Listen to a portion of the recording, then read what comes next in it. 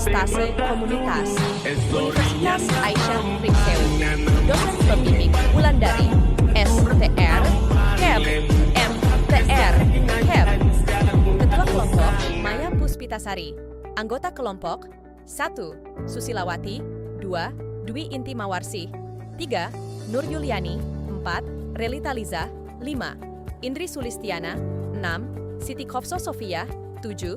Sukartini 8. Agus Zela Santika. Pemberian makanan tambahan untuk mengatasi gizi kurang pada balita kurus. Ini adalah Kampung Donomulyo. Saat ini kami telah sampai di kantor Kampung Donomulyo.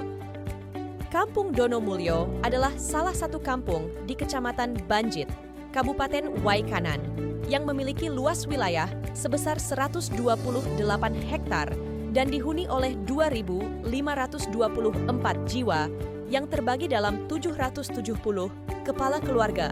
Kampung ini terletak pada ketinggian sekitar 190 meter di atas permukaan laut dengan koordinat longitud 6,70543 derajat dan latitud 106,70543 derajat. Curah hujan rata-rata di wilayah ini mencapai 200 mm per tahun dengan suhu harian rata-rata sekitar 36 derajat Celcius. Topografi kampung ini terdiri dari 40% tanah berombak dan 60% tanah datar yang mempengaruhi pola pemukiman dan aktivitas ekonomi penduduk.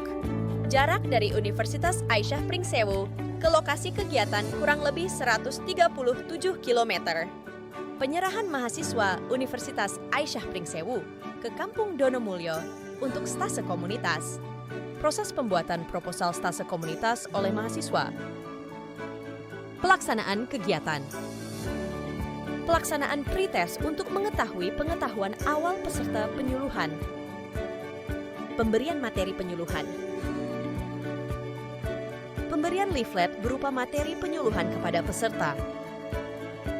Balita merupakan salah satu kelompok usia yang rentan dan beresiko tinggi terhadap penyakit. Kekurangan maupun kelebihan asuhan zat gizi serta adanya infeksi pada balita akan berdampak pada status gizi dan status kesehatan balita. Balita kurus adalah ketidakmampuan seorang balita untuk mencapai pertumbuhan optimal yang diukur berdasarkan BBTB atau berat badan menurut tinggi badan. Gizi seimbang adalah susunan makanan sehari-hari yang mengandung zat-zat gizi dalam jenis dan jumlah yang sesuai dengan kebutuhan tubuh, dengan memerhatikan prinsip keanekaragaman atau variasi makanan, aktivitas fisik, kebersihan, dan berat badan ideal. Manfaat, tubuh menjadi lebih sehat, fisik menjadi lebih aktif dan kuat, semangat dalam beraktivitas. Screening balita. Proses screening balita dilakukan dengan cara menimbang berat badan, mengukur tinggi badan, dan mengukur lingkar kepala. Makanan tambahan.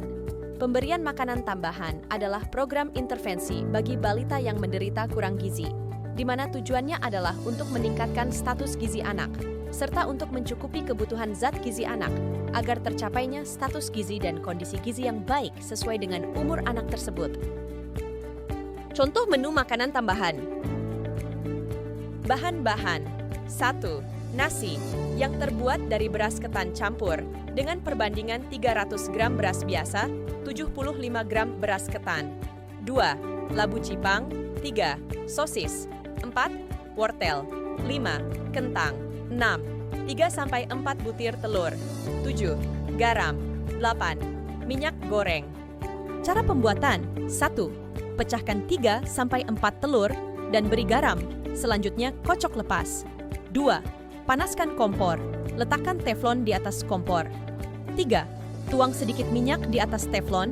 Tunggu sampai panas. Kemudian masukkan adonan telur di atas teflon. 6. Masukkan telur di teflon. Kemudian masukkan adonan nasi dan tunggu hingga telur matang. 7. Masak kembali telur di bagian yang lain. Kemudian gabungkan adonan pertama dengan adonan kedua. 8. Makanan siap disajikan.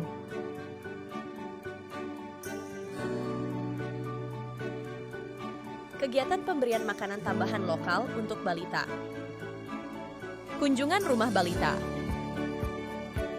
Pelaksanaan post-test untuk mengetahui peningkatan pengetahuan setelah penyuluhan. Melalui kegiatan praktik komunitas ini, kesimpulan yang diperoleh yaitu meningkatnya pengetahuan ibu balita akan pentingnya makanan tambahan untuk gizi balita, meningkatnya keterampilan ibu balita dalam membuat menu makanan tambahan di rumah. Selanjutnya, ibu-ibu balita mendapatkan edukasi yang komprehensif mengenai pentingnya gizi seimbang bagi pertumbuhan dan perkembangan anak-anak mereka.